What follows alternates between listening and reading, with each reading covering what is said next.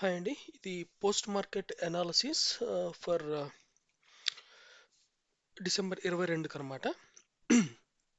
So ఈరోజు market movement అందరికీ తెలిసిందే. Every sector is in green. మనకు అన్ని సెక్టర్లు గ్రీన్లోనే క్లోజ్ అయినాయి అనమాట. 200 డేస్ మూవింగ్ యావరేజ్ దగ్గర సపోర్ట్ తీసుకొని ప్రస్తుతానికైతే బౌన్స్ బ్యాక్ అయ్యింది. ఇది డెడ్ క్యాట్ బౌన్సా? ఈ bounce further at least short term, not mid term, short term or relief ర్యాలీగా ఏమైనా మారిద్దో లేదో కూడా చూడాల్సి ఉంటుందన్నమాట. అట్లీస్ట్ ఇప్పటి నుంచన్నా ఎవరి అయితే పోర్ట్ఫోలియోస్ సెప్టెంబర్ లాస్ట్ వీక్ నుంచి దెబ్బతింటూ ఉన్నాయో ఇప్పుడు ఏమన్నా కరెక్షన్ అయ్యి పాజిటివ్ రికవరీ ఉంటుందేమో కూడా ఆశపడుతున్నారు అందరూ. సో నెక్స్ట్ వచ్చేసి ఇట్లాంటి టైంలో ఏ సెక్టర్ ముందుకెళ్ళబోతుందనే ఇంట్రెస్ట్ డెఫినెట్గా అందరికీ ఉండిద్ది. So different people different industries చెప్తా ఉంటారు. సో ఎవరి ఒపీనియన్ వాళ్ళది. సో ఇక్కడ నేనైతే ఐటీ సెక్టర్ అని అనుకుంటున్నాను అనమాట. సో ఈ వీడియో అయితే బై ఆర్ సెల్ రికమెండేషన్ అయితే కాదు. నెక్స్ట్ వచ్చేసి ఈ అదాని గ్రూప్ ఇష్యూ అయితే ఒకటి జరుగుతూ ఉంది కదా. సో దానివల్ల ఆ గ్రూప్లో ఉన్న స్టాక్స్ ఏమైనా ఎఫెక్ట్ అవుతాయా, దాని మీద దానివల్ల వచ్చే రెపరికేషన్స్ అదర్ కార్పొరేట్ మీద పడుతుందా అనేది చూద్దాం. సో ఫస్ట్ అయితే every sector is in green అనమాట. అన్ని గ్రీన్లోనే ఉన్నాయి. దాని నుంచి సపరేట్గా చెప్పాల్సిన పని ఏం లేదు ఇక్కడ. Next gold. ఇంట్రెస్టింగ్లీ మీరు కనుక ఈ వీడియోస్ డైలీ ఫాలో అవుతున్నట్లయితే చూడండి, ఆల్మోస్ట్ మనం ఫస్ట్ 1-2 డేస్ నుంచే ఒక మార్క్ పెట్టుకున్నాము. గోల్డ్లో వి షేప్ రికవరీ కనబడుతుంది. మీరు ఇక్కడ చూసినట్లయితే గోల్డ్లో వి షేప్ రికవరీ ఉంది చూడండి ఇప్పటి వరకు. అది కూడా పెద్ద పెద్ద క్యాండిల్స్ కాదు కానీ, హై అమౌంట్ అయితే కాదు కానీ 300, 400, 500 అట్లాగా, ఈవెన్ ఒకరోజు 700 కూడా వచ్చింది గ్యాప్ అప్లో. సో కంటిన్యూషన్గా గ్యాప్ అప్ అవుతుంది ప్రైస్. మీరు గోల్డ్లో చూస్తే కంటిన్యూషన్గా గ్యాప్ అప్ అవుతుంది. నెక్స్ట్ క్రూడ్లో ఒక కైండ్ ఆఫ్ ట్రయాంగిల్ లాగా ఫామ్ అవుతుంది. మీరు చూడండి, ఈ బ్లాక్ లైన్ దగ్గర రెసిస్టెన్స్ తీసుకుని మళ్ళీ కిందకే వస్తుంది అనమాట.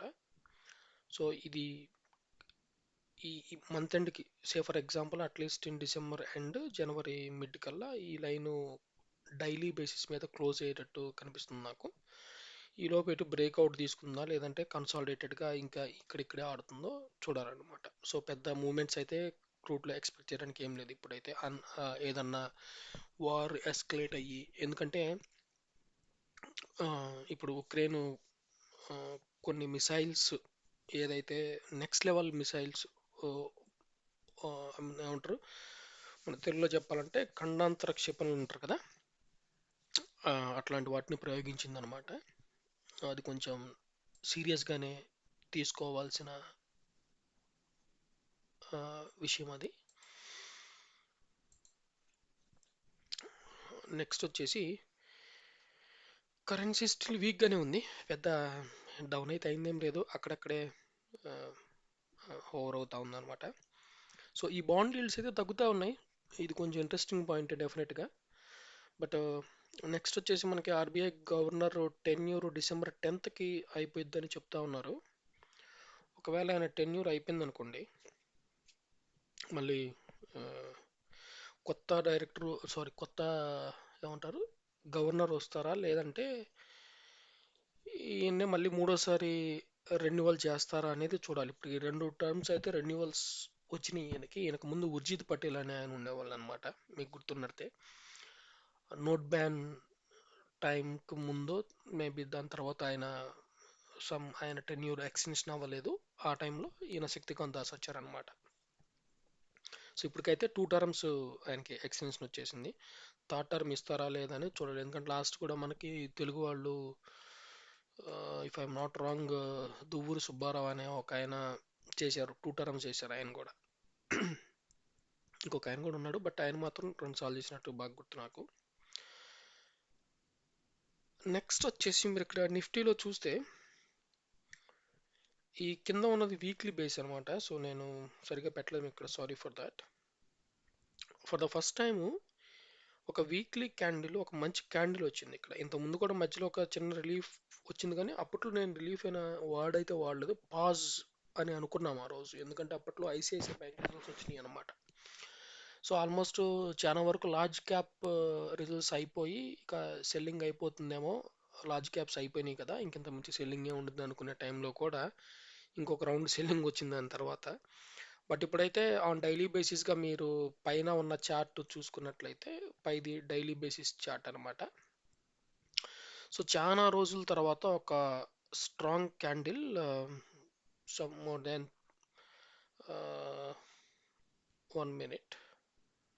సో 500 ప్లస్ పాయింట్స్ ఇంత పెద్ద ఫాల్ స్టార్ట్ అయిన తర్వాత ఒకే రోజు వచ్చిందనమాట ఈ క్యాండిల్లో. అది కూడా ఈ 200 మూవింగ్ యావరేజ్ కంటే కింద ఒక 2-3 డేస్ ట్రేడ్ అయ్యి దాని తర్వాత వచ్చిందనమాట. బట్ స్టిల్ ఎక్కడికో వెళ్ళిద్దని అయితే నాకు ఎక్స్పెక్టేషన్ అయితే ఏం లేదు. ఎందుకంటే మీరు చూస్తే ఇప్పుడు జరిగిన selling, it's not like A regular selling. మనకి పర్సంటేజ్ వైజ్గా కన్ కూడా తక్కువ అవ్వచ్చు, యాజ్ అమౌంట్ వైజ్గా కూడా ఎక్కువగా కనిపించవచ్చు ప్రీవియస్తో పోల్చుకుంటే. బట్ స్టిల్ ఓవరాల్ ఏంటంటే పోర్ట్ఫోలియోస్లో ఉన్న స్టాక్స్ కానివ్వండి, కొన్ని సెక్టర్స్ కానివ్వండి, రికవరీ అవ్వాలంటే డెఫినెట్గా 2 to 3 quarters పడుతుందని చెప్తున్నారు అనమాట. 2 to 3 quarters అంటే మీరు లెక్కేసుకుంటే almost 6 to 9 months, say close to 1 year almost. అంటే ప్రీవియస్ హైట్స్కి చేరటానికి అయితే. బట్ అదర్వైజ్ ఎక్కడో ఒక చోట బాటమ్ అవుట్ అయితే అవ్వాలి కాబట్టి, అది ఈరోజు అయిందా లేదా అనేది కూడా మనకి తెలియదు. బట్ కాకపోతే ఒక స్ట్రాంగ్ సపోర్ట్ దగ్గర స్ట్రాంగ్ ప్రైస్ యాక్షన్ అయితే కనిపించింది, అది మాత్రం క్లియర్. ఇన్ కేస్ ఇప్పటికిప్పుడు వెళ్ళినా కానీ నెక్స్ట్ 24,600 దగ్గర ఇక్కడ మీరు చూస్తే, ఇక్కడ కన్సాలిడేట్ అయ్యి డౌన్ ట్రెండ్ వచ్చింది ఈ షార్ట్ టర్మ్లో. సో మేబీ మళ్ళీ అక్కడికి వెళ్ళిన తర్వాత ఏమైతే చూడాలి. సో 24,600 అది క్రాక్ అయిందంటే మళ్ళీ సమ్ 25,200 ఇంకా అట్లాగా స్టెప్ బై స్టెప్ ఎక్కడైతే ఉండిద్దో అది అందరికీ తెలిసిందే, అది పెద్ద సైన్స్ ఏం లేదు దాంట్లో. నెక్స్ట్ వచ్చేసి బ్యాంక్ నిఫ్టీ కూడా మీరు చూస్తే, ఏదైతే ఈ ఫాలింగ్ ట్రెండ్ లైన్ ఉందో ఇప్పుడు అదే సపోర్ట్ అయినట్టుగా కనిపిస్తూ ఉంది మనకి. సో నిన్నైతే 200 days average moving average touch చేసింది కాబట్టి ఏమైనా ఫర్దర్ కరెక్షన్ ఉండిద్దా ఏంటి బ్యాంక్ నిఫ్టీలో అని అనుకున్నాం.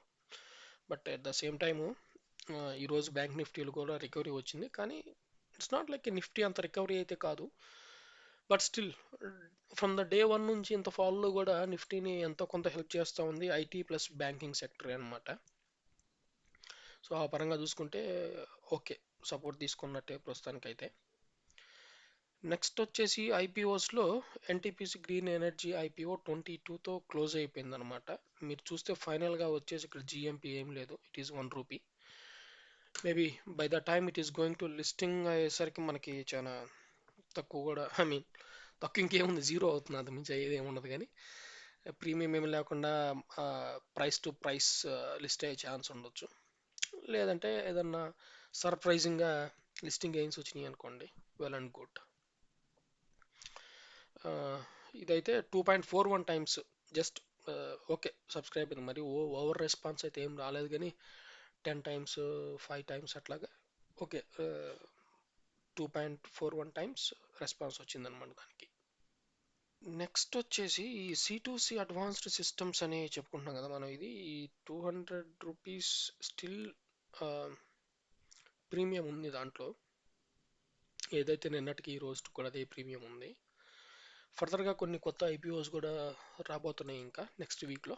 సో వాటి గురించి తర్వాత చూద్దాం. ఇప్పటికైతే అందరూ చెప్పుకుంటుంది ఎన్టీపీసీ గ్రీను. ఇంకోటి ఎన్విరో ఇన్ఫ్రా కూడా. సో ఎన్విరో ఇన్ఫ్రా కూడా జిఎంపీ ఏమీ తగ్గలేదండి, అది కూడా సేమ్, అది అక్కడే ట్రేడ్ అవుతా ఉందన్నమాట. రాజేష్ పవర్ కూడా అందరూ బాగా ఎక్స్పెక్ట్ చేస్తున్నారు, దో దట్ ఈజ్ ఎస్ఎంఈ అయినప్పటికి కూడా బాగా ఎక్స్పెక్ట్ చేస్తున్నారు. కాకపోతే అది బీఎస్సీలో లిస్ట్ అవుతుంది, ఎన్ఎస్సీలో లిస్ట్ అవుతుంది అనమాట. సో ఈ ఐపీఓస్ మీద ఒక 1-2 వీడియోస్ వీకెండ్స్లో ప్లాన్ చేస్తాను. నెక్స్ట్ వచ్చేసి ఈ చార్ట్ రీడింగ్లో పార్ట్గా మీరు ఇక్కడ చూడండి, ఈ చార్ట్లో చూస్తే ఈ స్టాక్ 2007లో పడిపోయింది ప్రీవియస్ హైట్, ఆ తర్వాత మళ్ళీ పోస్ట్ కరోనాలోనే బ్రేక్అవుట్ అయిందనమాట. అంటే మీరు ఇక్కడ చూస్తే 2008లో పడిపోయిన తర్వాత 2021లో బ్రేక్అవుట్ వచ్చింది stock. So multi year breakout. So almost 13 years, approx 13 years breakout అనమాట అప్పుడు ఇది. తర్వాత మీరు ఇక్కడ చూస్తే ఇది అక్కడ తర్వాత రీటెస్ట్ కూడా చేసింది స్టాక్ ఇక్కడ. సో ఆ బ్రేక్అవుట్ అయిన తర్వాత రీటెస్ట్ కూడా చేసింది. రీటెస్ట్ చేసి మళ్ళీ పైకి వెళ్ళింది. ఈ ఫాల్లో మళ్ళీ కిందకి పడుతుంది అనమాట. సో ఇది నేను మీకు చూపించింది ఇక్కడ ఇయర్లీ, మంత్లీ చార్ట్ అనమాట. అందుకే మీకు ఇయర్ వైజ్ కనిపిస్తూ ఉంది. కానీ ఇక్కడికి వచ్చి చూస్తే వీక్లీ బేస్కి మార్చాను నేను దీన్ని మళ్ళీ. సో ఈ వీక్లీ బేస్లో చూస్తే ఏదైతే ఆ 21లో బ్రేక్అవుట్ అయిందో అప్పట్లో హైట్కి వెళ్ళిన తర్వాత మళ్ళీ సైడ్ వేస్ ఆర్ ఫాల్ వచ్చేసింది. కాకపోతే అక్యుములేషన్ జోన్ అయిపోయింది అనమాట. హైయర్ టు హైస్లో అక్యుములేషన్ జోన్ అయిపోతా వెళ్ళిపోయింది ఇక్కడ. సో మళ్ళీ ఈ బ్రేక్అవుట్ జరిగింది. కానీ బ్రేక్అవుట్ జరిగి కొంచెం సస్టైన్ అవుదామా వద్దా అనే టైంలో రీటెస్ట్ జరిగింది. ఈ రీటెస్ట్ టైంలోనే మనకి ఫాల్ కూడా వచ్చేసింది. సో ప్రస్తుతానికైతే ఈ రీటెస్ట్ అయితే ఫెయిల్ అయితే అవ్వలేదు. ఆ, మీరు ఇక్కడ చూస్తే ఇది సెప్టెంబర్ అవుతుంది అనమాట యాక్చువల్ చార్ట్లో చూసుకుంటే. నేను ఎందుకంటే ఈ పేర్లు చెప్పింది ఈ మధ్య కొన్ని వాటికి స్ట్రైక్స్ వేస్తూ ఉన్నారు పేర్లు చెప్పిన దగ్గర నుంచి. బట్ కాకపోతే మీకు చార్ట్ రీడ్ చేయడం అనేది ఎలా తెలిసింది అనుకోండి, మీరు ఎవరి మీద ఎక్కువ ఆధారపడే పని లేకుండా సరిపోతుంది అనమాట.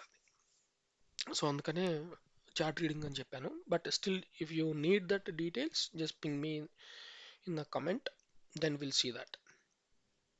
సో ఇక మీరు చూస్తే కన్సాలిడేట్ అయ్యి పైకే తీసుకుంది, కానీ ఫాల్ స్టార్ట్ అయిపోయింది అప్పటికి.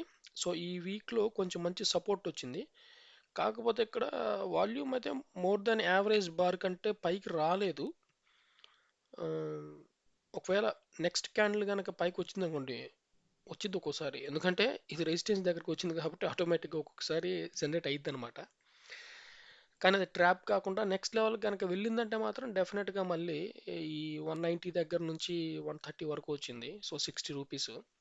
సో బాక్స్ రేంజ్ అనేది ఒకటి మీరు క్యాలిక్యులేట్ చేసుకోవచ్చు అనమాట అప్పుడు. సో అంటే సే ఫర్ ఎగ్జాంపుల్ అగైన్ 190 నుంచి 60 అంటే మీకు అరౌండ్ టూ 250 వరకు ఛాన్స్ ఉంటుంది ఆ తర్వాత. సో బాక్స్ క్యాలిక్యులేషన్ అంటారు జనరల్గా. సో ఫస్ట్ అయితే ఈ వీడియోస్కి రీచ్ కొంచెం వచ్చేలా హెల్ప్ చేయండి. ఆ, ఇంకొంచెం నెక్స్ట్ లెవెల్ కంటెంట్ని ప్లాన్ చేస్తున్నాను. ఐ మీన్ ఎక్స్ప్లెనేషన్ అయితే ఇట్లా ఉండదు, ఇంకొంచెం నీట్గా ఉంటుంది. ఈవెన్ ప్రజెంటేషన్ కూడా కొంచెం మోర్ ఎంగేజింగ్గా ఉంటుంది అనమాట. Thank you.